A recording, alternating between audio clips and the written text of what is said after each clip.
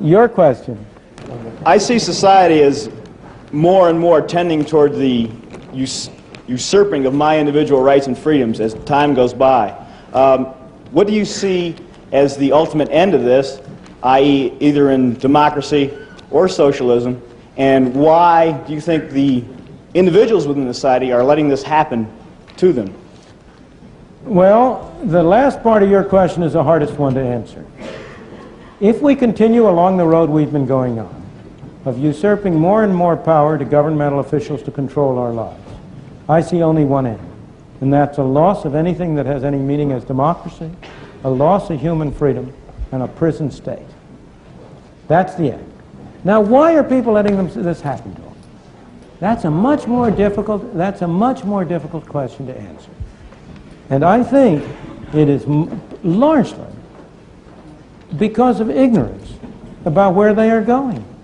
A lack of recognition. I don't believe they want to go this road. But I believe they are unwittingly letting themselves go down this road because on each issue that comes up, people look at their separate special interest instead of the broader interest in governmental activity. Everybody wants to cut down government, provided that those things he has an interest in are maintained. I remember very well the summit conference in Washington on inflation that President Ford had about 2 or 3 years ago, in which one representative after another got up and said, in order to stop inflation, we have to cut the government budget. The way to cut the government budget is to spend more on my interests.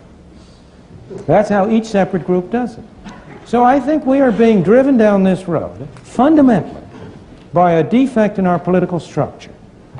A defect which allows each of these separate elements of government to be voted on separately, and never gets the citizen to look at the totality of it and see what the whole thing adds up.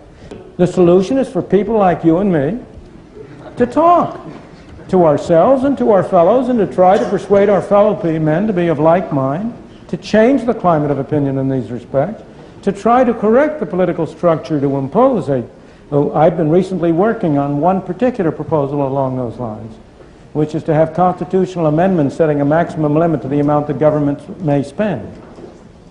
I won't go into the details of that, but I think fundamentally we are getting what the public at large is asking for. And the public is asking for it, I believe, because they do not understand where it's going to lead them, because they are misinformed. And they are being led that way.